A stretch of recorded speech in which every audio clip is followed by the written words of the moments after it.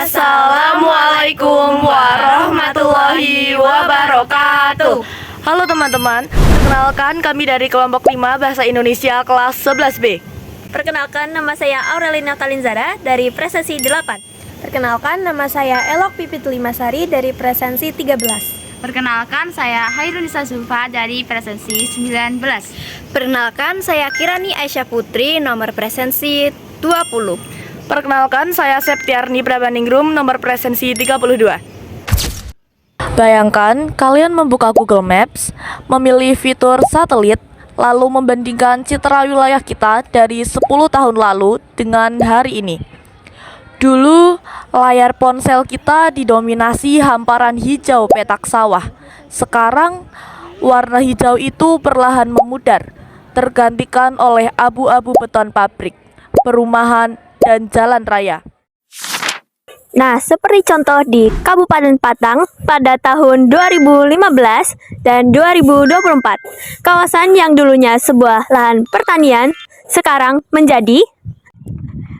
menjadi bangunan.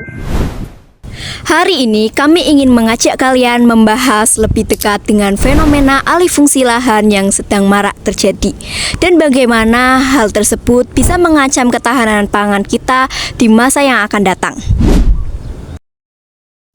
Setiap tahun, ribuan hektar sawah produktif lenyap berganti menjadi kawasan industri, perumahan, dan juga jalan tol. Tanah subur yang membutuhkan proses alami puluhan tahun untuk terbentuk, kini bisa hancur dalam hitungan hari oleh bulldozer. Ketika alih fungsi lahan terus dibiarkan, sebenarnya kita sedang mengikis persediaan pangan kita di masa depan. Dampaknya sangat nyata, populasi penduduk di Indonesia semakin bertambah, namun luas lahan pertanian untuk tempat memproduksi beras justru semakin menyusut. Jika produksi pangan lokal semakin menurun, maka ancaman krisis pangan bukan lagi sekadar wacana, melainkan kenyataan pahit di masa depan. Masalah ini juga memukul kesejahteraan para petani. Banyak sekali petani kehilangan lahan garapan dan terpaksa berganti profesi karena desakan ekonomi. Akibatnya, negara kita menjadi semakin bergantung pada impor beras dari luar negeri. Ketergantungan ini membuat harga pangan di dalam negeri rentan terhadap gejolak politik dan ekonomi global. Untuk mengatasinya, perlu ada langkah tegas dari pemerintah. Penegakan aturan terkait lahan pertanian pangan berkelanjutan atau LP2P harus dijalankan tanpa kompromi. Pengembang tidak boleh sembarangan menggusur sawah produktif. Selain itu, insentif dan perlindungan hukum bagi para petani harus diperkuat agar mereka tetap mau dan mampu mengolah lahan pertaniannya. Selain regulasi, kita juga membutuhkan efisiensi dan teknologi. Inovasi seperti vertical farming, optimalisasi lahan kering, penggunaan bibit unggul, serta teknik pertanian yang presisi. Dengan begitu, kita dapat meningkatkan produktivitas pertanian meskipun kita bertani di atas lahan yang semakin terbatas.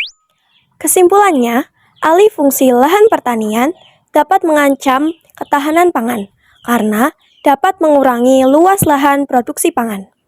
Jika hal ini terus terjadi, maka ketersediaan pangan bagi masyarakat dapat terganggu dan ketergantungan terhadap impor semakin meningkat. Oleh karena itu, diperlukan upaya untuk menjaga lahan pertanian agar tetap produktif dan berkelanjutan. Mari kita bersama-sama menjaga ketahanan pangan dengan mencegah alih fungsi lahan secara berlebihan. Pemerintah, masyarakat, dan generasi muda harus berperan aktif dalam melindungi lahan pertanian, mendukung petani, serta menggunakan sumber daya pangan secara bijak.